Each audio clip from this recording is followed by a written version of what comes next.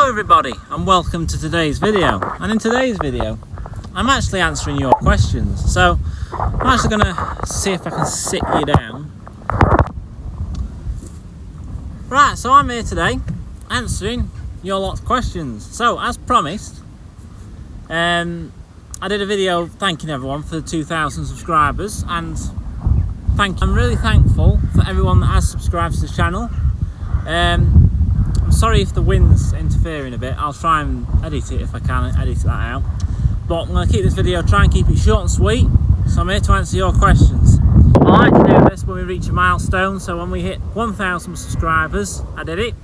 And when we hit 1,500 subscribers, did the exact same. And now when we've got to 2,000, we're doing the same again. So we'll start off with the questions. So Beef Stew 1332 asked, my question would be, how come you choose to run a lot of older equipment? Don't get me wrong, I'm in full support. I love seeing the older girls get used, but do you think you will ever move on to some newer sort of machines? I certainly won't. New ones got too many buttons, and that is a very good way of describing it. They do have too many buttons. That's one of the reasons we haven't got anything new. But JCB, and it's only three-year-old. Well, we've had it. No, it'll be nearly 4-year-old actually. This machine's actually nearly 4-year-old. We've had it for 3 years. So that is the newest machine on the farm, and it does have a lot of buttons. Don't get me wrong, but it is actually very simple. If I was to have a newer tractor, I would definitely have one that is on a simpler scale. I wouldn't have an older one. Newer ones with too many buttons are definitely not for me. The older ones, like all our 300 series Massey 300s, they were made to be basic, and they are very basic. You can actually fix them when they go wrong. We have a very good mechanic who comes and does our mechanicking.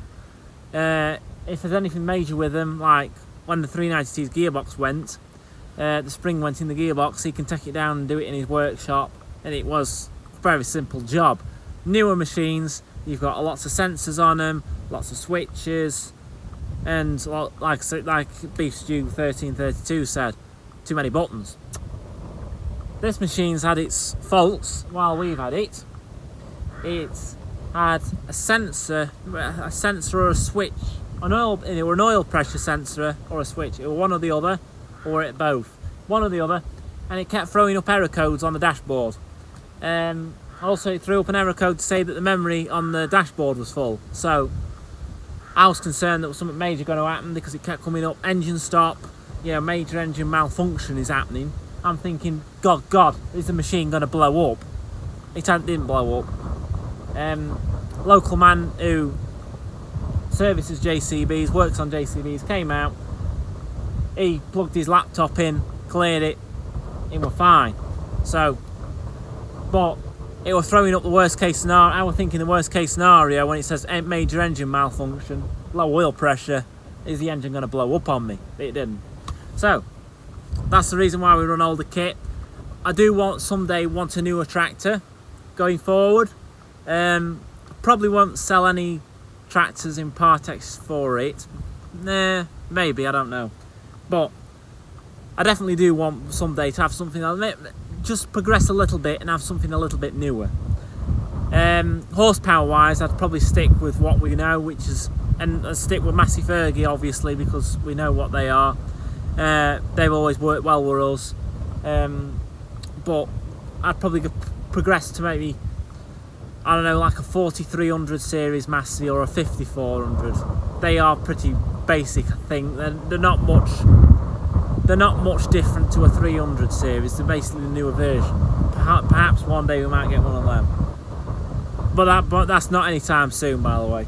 Alright, so we'll go on to the next question. We've got more questions. Right, Bob Patterson, 1845. Bob, you always comment on my videos, and I do really appreciate the comments. So I'll move on to yours. 2 questions, he says. have you ever thought about slitting your grassland early spring to help aerate the soil and allow slurry direct contact with the root system? Never actually thought about it before, if I'm honest with you, Bob. The problem is, with our ground, we have got very little soil, and a lot of it, there's bits of bedrock sticking out the ground. Now, I'm no expert on grassland slitters, but a slitter won't cut bedrock. I can see the advantage it would have, though. Possibly one day, maybe if someone lends me a grassland slitter, or one of them aerator, whatever they like to be called, but have a go. I'd definitely give it a go. I don't like dribble bars. I don't like dribble bars. I've seen dribble bars work before, and I've gone back. Well, I've seen some people using dribble bars before, and I've had a quick look in their fields and had a nosy at what's happened. And when they cut the grass, take the crop of grass off, so if they put slurry on with a dribble bar in, say, March or April, they come to June, they're taking cut of silage off. I've been and had a look, and you can see the lines in the field where the dribble bar was about 3 months before. The lines are still there. You've just raked that, you've just cut it with a mower, raked it into a row, and tucking it away and putting it in your bales or your silage clamp or whatever. So, dribble bars, it's not something I'd actually be looking at ever getting, but I can see the idea of grassland slitting and putting the muck on with a splash plate, perhaps. That might be a good thing to have a go at one day. And the other question was, when are you going to make an honest woman out of Izzy? We are actually engaged. We've been engaged now for 2 years. So she has got I have put a ring on her, but we've just never got around to getting married. But never say never. Near future. Right. That's all I'm going to say about that. But next question. Chips. So cheesy chips. Well, instead of an I in chips, he's got a 1. He's put... What has he put? I like seeing your cows and the daily chores around cattle care. Always interested in the farm. How's the milk business in general? Is Bakewell Market going strong? I remember my youth going to Chesterfield Cattle Market before it closed. Well, Bakewell Market is still going strong, as far as I'm aware. It's taken a lot of trade because there was a Chelford market and there was a Derby and a Uttoxeter market. They've gone. They no longer exist. So I think Bakewell and Leek, for instance, have taken a lot of that trade. So far as I'm aware, Bakewell and Leek markets are doing quite well. And how's the milk business in general? The milk business could be a lot better, if I'm honest. Considering the year we've had this year with the terrible grass growth and the fact that everyone I've spoken to is short of silage and they're feeding winter feed during the summer, then I'm thinking, well, actually, the milk price should be higher than what it is. So, could be better. Right, next one. Where are we? A Jeffrey Little. Can't think what. HO3RN. Hi Will, can you and James and your family give a talk about your farm history? Well, I would personally. James has actually got his own YouTube channel, so if you want to go and follow that, that's farming 7 days a week. So go and look that up. I just don't like getting anyone else involved in my channel, really. My mum and dad don't like being on camera. Izzy does like being on camera. She doesn't mind being on camera. James has got his own YouTube channel, so I'd do it myself, but as far as that goes, that's. I hope that helps answer your question, Jeffrey Little. We'll go on to emails. So we had 2 email questions. First one was, will you ever consider doing merch? So, merch, as far as I'm concerned, will be, well, what the term means is me selling products with my logo on, the Farmer Will Mellor logo. Yes, I am. The answer to that question is yes, I would definitely do that. It's just definitely something I'm looking into. There is possibilities coming up in the pipeline at the minute where we might actually start doing some merch. I am definitely looking into it because I see the potential of it. being that we're now in beginning of September, we're coming up to Christmas.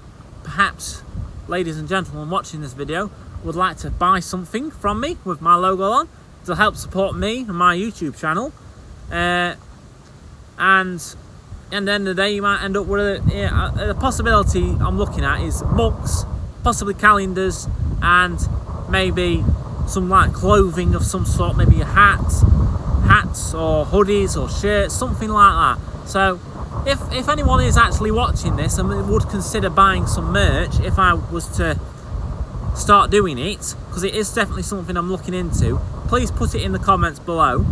I do need to look into it a lot more than I have already, but yes, it's definitely something I'll look into.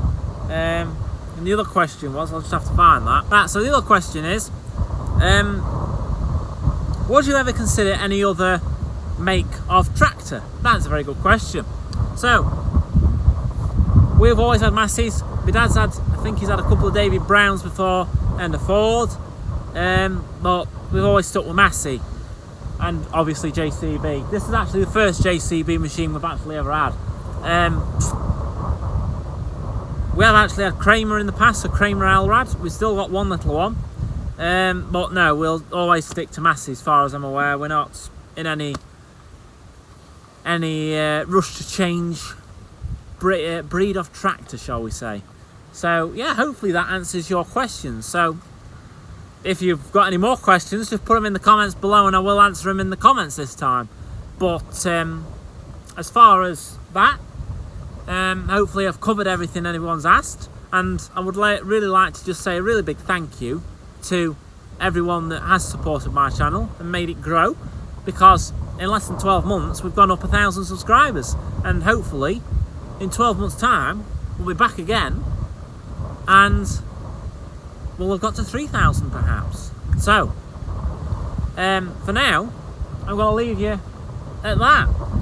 We have got a few videos in the pipeline at the minute. We've got fertiliser spreading, got some slurry spreading, got an update on the grass growth situation, or the lack of it, feeding cows during the summer, using winter feed in the summer. That will be coming up, but so stay tuned for that. But for now, I'll leave the video here. So if you've liked it, please get a thumbs up, subscribe below, and I'll see you all in my next one, hopefully. I'll see you, bye. I do really hope that I can edit the wind out of this video, because I'm a little bit concerned that I probably shouldn't have videoed it when it was windy. I'll have to see how this edits.